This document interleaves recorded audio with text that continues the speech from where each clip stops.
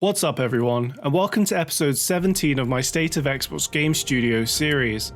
This time, we're looking at Obsidian Entertainment, who many consider the Insomniac of Xbox due to the number of games both released and announced in the past couple of years. 4 to be exact, so we have a lot to discuss. Let's get to it and find out how important they are to Xbox. And you must face the monsters our sins have borne.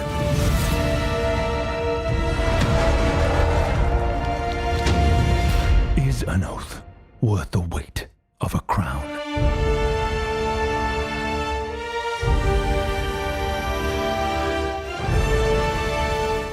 In 2003, this California-based developer was founded by ex-Black Isle employees, where they created RPGs like Fallout 2 and collaborated with BioWare on Neverwinter Nights and Baldur's Gate.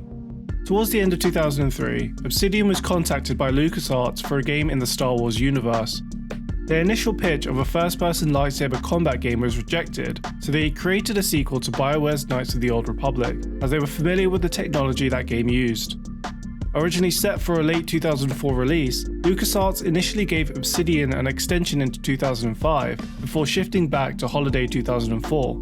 The move deadline meant only 15 months of development, resulting in crashes and other technical issues, as well as cut content. In a 2003 interview with Obsidian co-founder Chris Avellone, he shared the blame around. LucasArts forced an unreasonably short timeframe, but Obsidian was at fault for not immediately cutting enough features. He noted that all minigames should have been removed and there were too many in-game cutscenes that took away from bug fixes.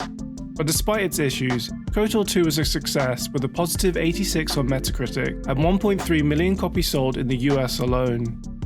Just before the launch of KOTOR 2, Obsidian was approached by Atari to be the lead developer on a Neverwinter Nights sequel, with original developer BioWare providing technical assistance. It was both a critical and commercial success back in 2006, but as it's a PC-only release, it's not relevant to Xbox. So, let's move on. With development of Neverwinter Nights 2 ending, Atari wanted Obsidian to revive Baldur's Gate 3. However, the deal fell apart when Obsidian requested a large budget that Atari could not afford. Fortunately, Obsidian was also talking to Sega, who despite cancelling an RPG set in the Alien universe, was still interested in collaborating on a new IP. Obsidian decided on a spy RPG named Alpha Protocol. However, just like KOTOR 2, the game's development was troubled. Obsidian did not have a precise vision and struggled to settle on what gameplay elements to include, resulting in an identity crisis featuring elements from multiple genres. Sega was also unable to make decisions quickly, causing the publisher to cut features after completion. One long segment of the game cost $500,000 to develop, but was eventually cut because Sega thought it was not a good fit for the game. With a buggy release in June 2010 to mixed reviews, it was also a commercial failure, which put any plans for a sequel on hold.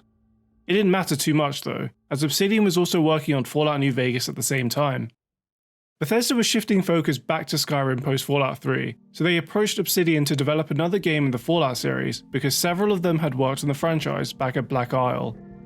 The plot of New Vegas actually takes heavy inspiration from the original Fallout 3 that Black Isle was developing before cancellation.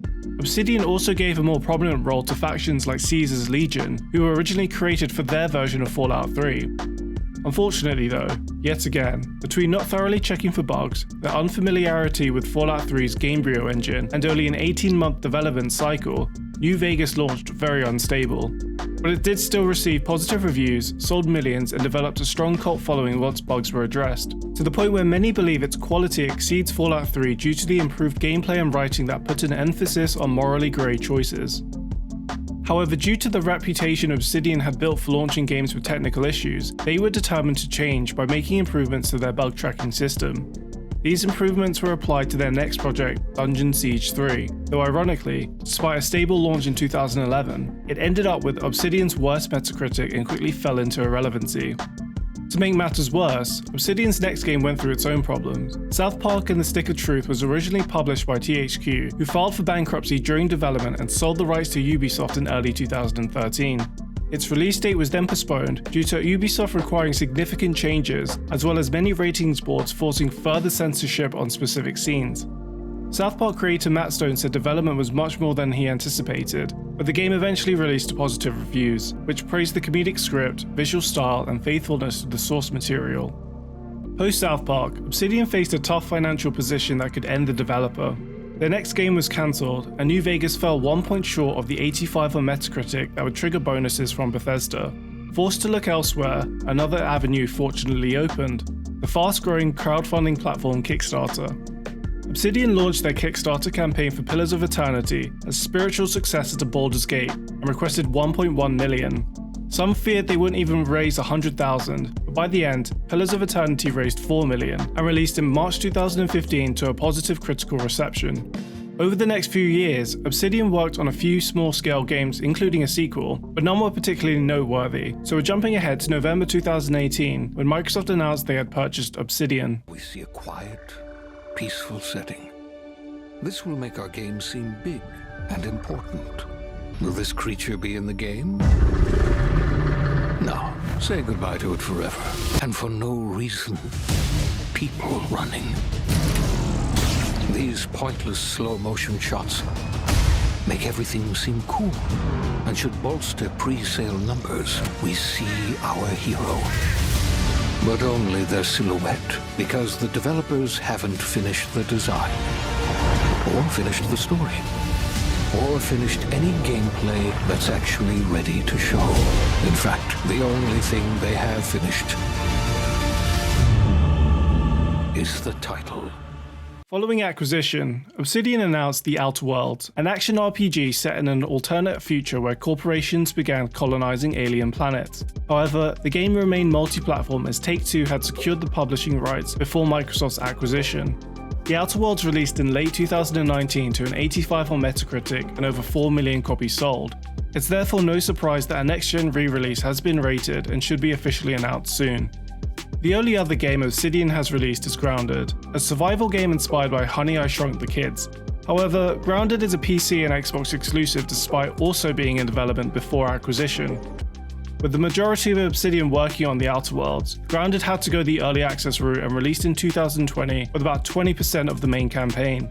It would be over 2 years later before a 1.0 release, but Obsidian used that period listening to community feedback and implementing requests, resulting in an 84 on Metacritic and an install base of billions. So, we're now officially caught up on Obsidian's releases, but like Insomniac for PlayStation, they're not slowing down with another 3 games announced. The next to release is Pentiment, a 2D adventure game slated for November, and as you can see, it has a very unique art style that the Obsidian founders have wanted to make since their time at Black Isle. The other two, a fantasy RPG named Avowed and a sequel to The Outer Worlds, were announced with CGI trailers in June 2020 and 2021 respectively. That's a lot of games, but should we be worried that Obsidian is stretching themselves too thin? Pentiment might not be for everyone, but it's awesome seeing Microsoft greenlight a unique, long-term passion project that Obsidian was never going to get funded pre-acquisition. For Avowed, despite no official gameplay, we know Obsidian had the experience with first-person RPGs to implement their vision. Finally, for The Outer Worlds 2, it's a sequel to an already great game that would have been even better with a bigger budget. Microsoft will write that check. Between these reasons and their Metacritic history, in theory, you should be completely confident that they'll all be great. If anything, Obsidian Entertainment is a textbook example of how Microsoft acquisitions are great for the industry. I do have one problem though that's given me some slight pause: the horrendous marketing. It's been over 2.5 years since Avowed's CG trailer, and we haven't had a second marketing beat. That's a terrible look. It makes Microsoft look so desperate to change the narrative that Xbox has no first-party games that they threw up smoke and mirrors, as clearly, Avowed was announced way too early before anything substantial had been developed. It's not a big ask to see a few seconds of gameplay within 2.5 years of a game's announcement. For The Outer Worlds 2, it might genuinely be Xbox's worst trailer ever, considering the context. It's a quote-unquote parody that's making fun of how CG trailers are really just a glorified way to tell your audience that the game is being announced way too early as nothing of importance has been developed. Except it's not a parody, because it's literally a CG trailer that tells you all they have is a title screen. You're not a parody if you're doing the exact thing you're making fun of. It's also just weird to bring attention to why CG trailers are bad when Microsoft are the publisher who does it the most. Look, I'm like 95% certain these games will be great considering all the evidence. I just have to have some doubt due to the dreadful marketing. Especially for Avowed, but you can't help to have some reservation, given it's been over 2.5 years since announcement without a second of gameplay. Hopefully this small concern is unfounded, and Obsidian can properly elevate their status into the Insomniac of Xbox with a consistent stream of great releases. Their past work already deserves that prestige. Just maybe don't waste resources on a CG trailer when all you have is a title screen, and hopefully The Outer Worlds 2 doesn't also go 2.5 years without gameplay shown. I don't think Xbox could look more desperate if that happens again.